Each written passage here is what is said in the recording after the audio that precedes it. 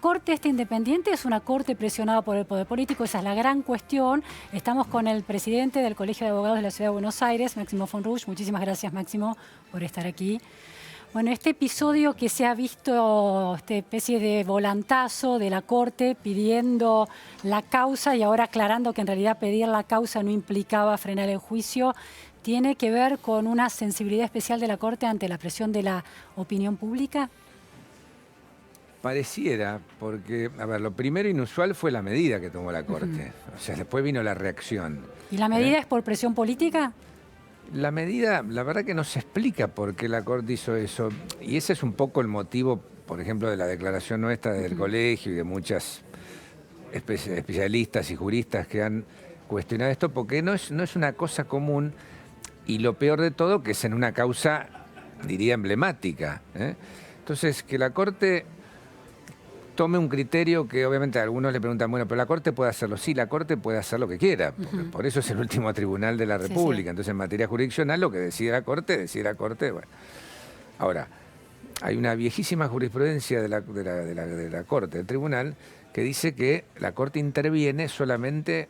Primero hay una limitación, porque a la Corte se llega por lo que se llama un recurso extraordinario, porque no todas las causas pueden llegar a la Corte. Pero en determinadas cuestiones llega, pero hay un requisito adicional, que además de que la materia permita llegar a la Corte, también tiene que haber lo que se llama una sentencia definitiva. Sí. Es decir, que haya, en este caso, por ejemplo, una condena y la apele el condenado, o que haya una absolución y la apele el fiscal, ¿no es cierto?, la querella. Entonces, esto es lo raro, ¿no es cierto?, que además, a ver, no se nos puede escapar que creo que en la Corte no podían dejar de considerar el estrépito que iba a poder ocasionar una cosa de este tipo en esta causa a muy pocos días, además de estar por comenzar el juicio oral, porque esto podría haber sucedido antes. De hecho, en esta misma causa, en diciembre del año pasado, se rechazó un recurso donde se cuestionaba algo que es mucho.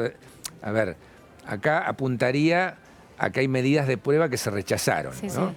Pero por ejemplo, lo que se rechazó en el diciembre del año pasado es que se impugnaba al propio tribunal que iba a intervenir, que eso no va a tener, eso no es subsanable. Y sin embargo, la Corte en ese caso rechazó el planteo. Claro. Ahora, Máximo, ¿cuánto hace que usted es abogado? Y yo ya desde el año 85, 84, no sé. Muchos años, casi desde la edad de la democracia como abogado tiene, ¿no? Sí. Ha visto muchas cortes, ¿no?, funcionar en los distintos gobiernos democráticos de los últimos 35 años. Sí. ¿Lo toma por sorpresa estas actitudes de la Corte, de una Corte, en este caso, no solamente de este caso, es decir, comparativamente con la Corte durante el gobierno de Menem o durante el gobierno de Alfonsín? A ver, lo que pasa es que estamos frente a causas que antes no habían llegado a estas instancias. ¿Qué quiero decir? Precisamente nosotros del colegio impulsamos, ustedes recordarán, esta auditoría sobre la justicia federal cuando empezaron todas estas causas, porque la gente primero estaba muy descreída. Cuando empezaron toda esta catarata de investigación, decían, bueno, pero no va a pasar nada. Sí. Entonces nosotros ahí insistimos con este tema de la auditoría sobre la justicia federal que permitió determinar, ¿no es cierto?, que hay causas que tardan 20 años, 10 años, 5 años, y esto ha producido, quizás ha contribuido a que la justicia, ¿no es cierto?, como dicen los chicos, se ponga las pilas en muchos casos y haya ido haciendo todo lo que tenía que hacer. ¿Pero eso es porque ustedes lo expusieron o porque cuando se termina un gobierno y pierde poder, la justicia se pone las pilas y mientras el gobierno tiene poder no avanza? ¿No hay una lógica que está más allá de las lógicas de los tiempos procesales? Ha venido pasando eso, la verdad que ha venido pasando los últimos años.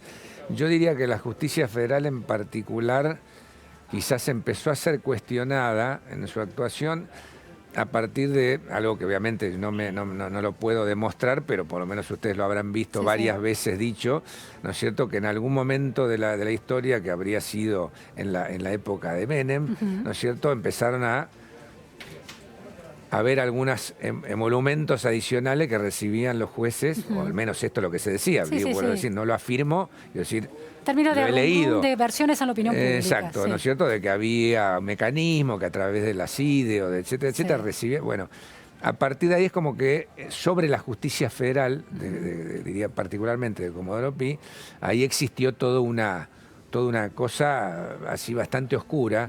Y fíjense una cosa sintomática. cuando inclusive el propio Kirchner, por sugerencia de Belis, quiso ampliar la cantidad de juzgados como una manera de que querían, en ese caso, que la justicia de instrucción pase a ser hoy nacional, pase a ser todos los juzgados federales, y de esa manera se diluía totalmente el poder. A los dos, creo que a la semana, ya tenía 2 denuncias en trámite el presidente, y dio marcha atrás con eso. Acuérdense la historia, donde terminó Belis. Terminó, ¿no es cierto?, con una causa que creo que pudo salir hace un año, ¿no es cierto?, porque se tuvo que ir del país. Entonces, a ver... Ahora es inquietante lo que usted Claro, comenta, uno como ¿no? dice, no cree, uno dice, las brujas no existen, pero las 6, bueno, todas estas cosas hacen que uno le dé credibilidad a que por lo menos algunos jueces, y algunos creo que han dado sobradas pruebas, como el caso de Yervide, como el caso de Freiler y demás, bueno, ¿a dónde están? Ahora, también hemos escuchado hablar durante muchos años de la mayoría automática en la Corte, ¿no? Bueno, ese me parece que además también fue un demérito de la época de Menem. Claro. Porque cuando se amplía la Corte, ¿no es cierto?, y se genera una serie de escándalos dentro de la Corte, se logró algo que no se había logrado ni en los gobiernos, digo, se logró en mal sentido, ¿no es cierto?, algo que ni siquiera en los gobiernos militares se había logrado, que siempre es como que la Corte había estado para la gente, ¿no es cierto?, como algo inmaculado y arriba de todo. De hecho, en la Corte, ¿se acuerdan?, con los gobiernos militares salió el caso Timerman, etcétera, que era una época que había que sacar ese tipo de resoluciones, ¿no es cierto? Y la Corte pasó a la consideración de la gente, pasó a estar en el mismo escalón que un juez de primera instancia. Como un lugar de componendas. Exacto. Y esto había empezado, diría, en el comienzo del gobierno de Kirchner con el famoso decreto 222 que se estableció para designar a un procedimiento que antes no existía. La verdad que uno parecía, uy, qué bueno, va a haber una transparencia en la designación de los jueces del más alto tribunal. Pero después, bueno, después terminamos también en varios cuestionamientos por pronunciamientos o no decisiones que en este caso de las causas de corrupción decididamente no avanzaron. Convengamos que durante el periodo anterior las causas no avanzaron, y no avanzaron por una razón que no solamente le compete a los jueces, también para en honor a la verdad, es que había un mecanismo, diría, instalado para encubrir la corrupción. ¿Qué quiero decir con esto? Durante el gobierno anterior, los organismos de control de la administración no existían. Claro. Entonces, los jueces, para poder también investigar, más allá de entrar a ver si son dirigentes o no dirigentes, tienen que contar con esas herramientas. Claro. ¿Qué herramientas? Acuérdense, cuando había que investigar la causa Olfan, ¿qué pasaba en la Inspección de Justicia? Se perdieron los expedientes. Claro. La Oficina Anticorrupción no existía, la verdad. La Fiscalía Nacional de Investigaciones Administrativas estaba vacante.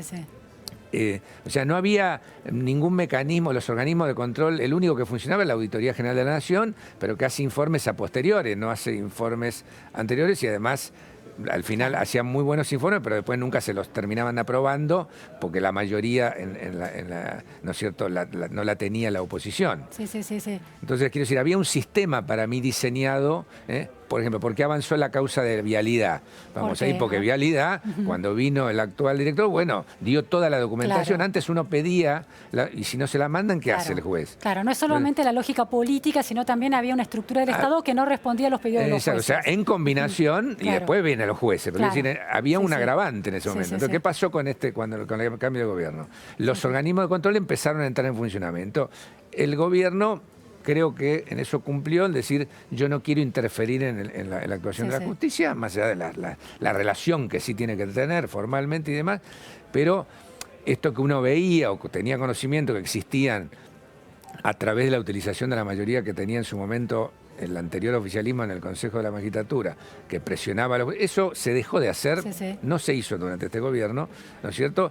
Y eso dio lugar a que empiece toda esta catarata de investigaciones combinada con hecho que hubo, porque las investigaciones vienen porque hubo cosas mal hechas. Una voluntad de los organismos del Estado de responder a los pedidos de la justicia. De responder, entonces... Ahora, Máximo, está siempre esta discusión en torno a la Corte, cuán lejana o cuán cerca tiene que estar de, por ejemplo, los cambios de tendencia en una sociedad, ¿no? en las Cortes de Estados Unidos por estos días va a llegar el debate sobre el aborto y es una visión más conservadora que la que tuvo la década del 70. Entonces, desde la concepción jurídica, ¿qué se espera que una Corte haga ante los cambios de clima de época? Bueno, la Corte, sí, según mi perspectiva, o sea, frente a los cambios de época y en tanto la normativa se lo permita, porque a veces hay que cambiar legislaciones, ¿no es cierto? Hay veces que cosas que no se pueden interpretar porque hay una ley muy clara que salvo que fuese inconstitucional esa ley, pero si la ley ha sido dictada cumpliendo todos los mecanismos, y bueno, ahí hay una política quizás gubernamental o de Estado que tendría que cambiar. Pero supongamos que nos encontramos frente, por ejemplo, a este caso, vale el ejemplo de Estados Unidos, bueno, acá son cosas interpretables y bueno, a veces las Cortes pueden amoldarse, pero esos son requerimientos de la sociedad, pero otra cosa distinta es amoldarse a la política. Claro, eso es que una distinción importante. Es lo que dijo el doctor Rosenkrantz en el acto de inauguración del año judicial. Fue paradójico, ¿no es cierto? Pues justamente hizo hincapié allí en su presentación, hizo por primera vez, yo que veía en los últimos años, hizo una autocrítica del Poder Judicial, que me pareció sano, porque para empezar a corregir o mejorar las cosas siempre hay que hacer una autocrítica. Hizo una autocrítica y dijo, en palabras más, palabras menos, los jueces tienen que decidir conforme a derecho, no conforme a cuestiones políticas o para quedar bien con alguien. A ver. ¿Alguien puede ser un político o puede ser la opinión pública cambiando la calle? Estoy pensando en cómo se interpretó la ley del 2x1 en relación a los delitos de lesa humanidad. Ese es un buen ejemplo donde me parece que, más con independencia de lo que uno pueda la posición que uno pueda tener de cara a lo que pasó y de la ¿no es cierto?, de si la guerrilla no, si la guerrilla sí, si la represión sí, si la represión no. Pero aparte reconocer la gravedad de los delitos de lesa humanidad. El voto de Rosenkrantz, la verdad que es un voto jurídico. O sea, es un voto jurídico de la misma manera que fue un voto jurídico el de la doctora Argibay, ¿no es cierto?, que además, habiendo estado presa, ¿no es cierto?, ella desestimó la inconstitucionalidad de las leyes cuando se levantan, ¿no es cierto?, las leyes de obediencia de vida y demás. Ella dijo, no, esto no se puede aplicar desde el punto de vista del derecho penal, no puede haber una aplicación retroactiva de la ley. Y ella justamente había sido una persona afectada directamente por este tema. Entonces, los jueces allí, fíjense que cambian un voto, en el caso para mí de Rosati y de Jaito, me parece influidos por algún tipo de tendencia que quisieron justificar en el hecho de esta famosa ley interpretativa del Congreso, que en realidad, jurídicamente, cualquiera que es abogado se da cuenta que no es una ley interpretativa, una ley interpretativa es cuando algo no es claro. Y entonces dice esto. Ahora, si hay una ley que no hacía ninguna distinción y yo ahora digo no, se les aplica todo menos a estos. Eso no es aclarar, eso es decir, no se aplica, que lo puede hacer el Congreso, pero lo puede hacer para futuro, no lo puede hacer para atrás tratándose una norma penal. Máximo, una interpretación posible de los hechos y de la decisión y el volantazo de la Corte en estos días es que ante la sospecha de parte de la opinión pública de que hay una persecución judicial y política en contra de la expresidenta y algunos de sus ministros y funcionarios, la Corte quiso ser muy puntillosa y antes de que se planteara cualquier recurso de nulidad en torno a lo actuado en el juicio que se va a iniciar en teoría el martes, anticiparse. ¿Es posible esa lectura o es una lectura muy ingenua? Yo creo que me parece que es una lectura, primero, que es una lectura que va en contra de uno de los principios elementares del Estado de Derecho, que es la igualdad ante la ley, ¿no es cierto? ¿En qué sentido? Y que no toda la gente es tratada de la misma manera. ¿Qué quiero decir? Se puede llegar a entender que haya un trato especial, por ejemplo, si yo tengo una causa contra el presidente en ejercicio. Porque bueno, ahí sí hay un problema institucional. Ahora, cuando yo tengo una causa donde se está jugando la actuación de un presidente que ya no está en el mandato, bueno, y lo estoy jugando por su actividad como presidente, eso me parece que no es un tema de que, bueno, hay un caso de corrupción para investigar si hubo o no delito. Entonces,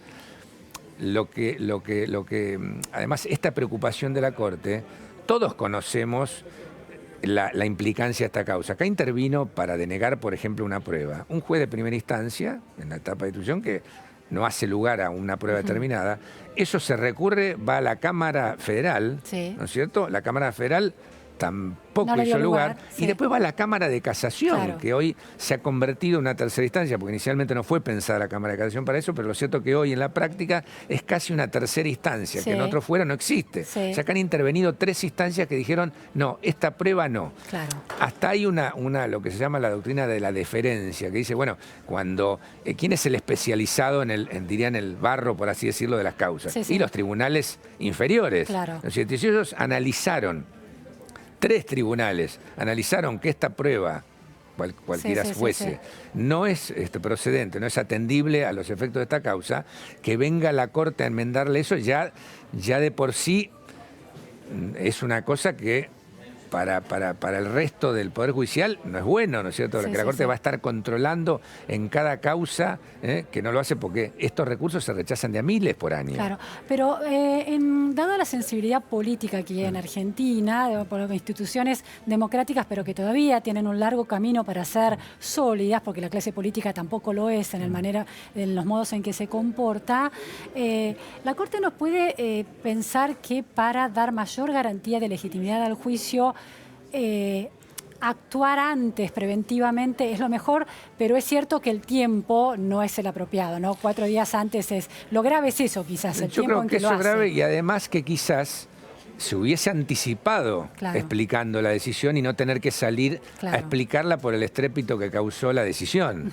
O sea, que si yo voy a tomar esa decisión, es como que uno dice, abro el paraguas, ¿no es cierto? Digo, Sí, ojo sí. que estoy haciendo esto, aviso, ¿no Sí, es sí, cierto? sí, Antes sí. de que me empiecen a Claro. criticar, aviso. Ahora, Sí, sí. de la manera que salió hoy la aclaración, no me parece... Claro. O sea, quiero decir... Contra la presión tuvo que reaccionar. Bueno, y a decir, eso bueno, voy, y claro. además, y a uno puede decir, uy, no me di cuenta. Sí, sí, no sí. seamos inocentes. Creo que Sí, cualquiera sí. sabe que en una causa, justamente, si se habla de la sensibilidad de causa, toda cosa que yo haga sobre esta causa es sensible. Claro. Máximo, usted que es un hombre avesado y conoce también el barro de lo judicial, porque conoce todas estas instancias donde se dirime la cuestión, ¿cree que una figura política, en este caso la figura mencionada, es Alberto Fernández, tiene esa capacidad de presionar sobre la Corte por sus años de, lobista de los gobiernos peronistas? A ver, no lo puedo asegurar. Bueno, se ha dicho que estuvo Sí. por tribunales. Pero más allá y de demás. Alberto Fernández, ¿existen figuras que tienen ese poder de intervenir en las decisiones de la Corte de ese extremo? Y es posible. Es posible.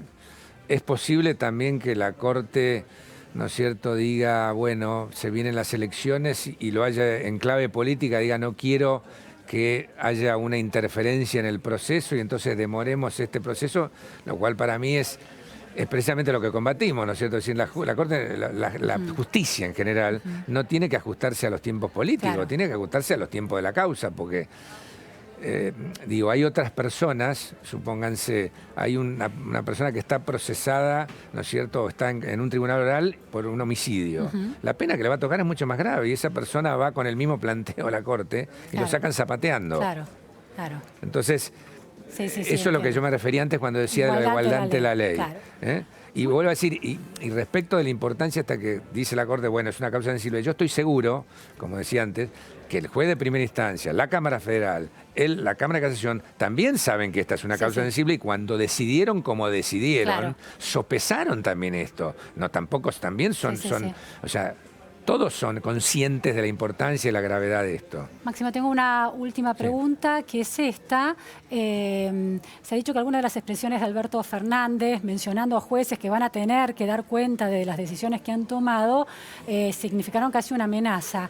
¿Los jueces en la Argentina reciben llamados del poder político cuando están tramitando causas delicadas? ¿Llamados telefónicos? A ver, puede ser que por lo que tengo, por el conocimiento mío, había mucho más llamados antes y además acciones muy explícitas como decir, mira que está la causa tal, la denuncia tal en el Consejo de la Magistratura, etcétera.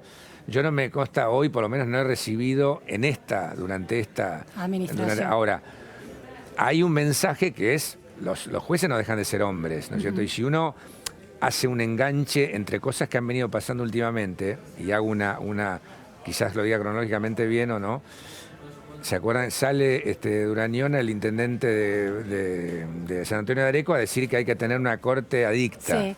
Después sale Mempo Giardinelli, ¿no es cierto?, con que decir hay que convertir el Poder Judicial en una oficina o en un servicio. Sale Duhalde, que no sé cómo se le ocurrió decir, hay que poner en comisión el próximo gobierno al Poder Judicial. Después sale Zaffaroni y dice que evidentemente... Y después terminamos en esto de Fernández. Y bueno, por eso digo, los jueces son hombres, ¿no es cierto? Y uno les transmite, son gente que vive tiene su familia, viven de eso, y también uno les transmite un temor. Quiero decir, es de una irresponsabilidad mayúscula para mí todo ese tipo de declaraciones, porque ciertamente buscan, ¿no es cierto?, transmitir un temor y quizás lo consiguen. Bien. Sin llegar a ser un llamado, Claro. Pero justamente se hace...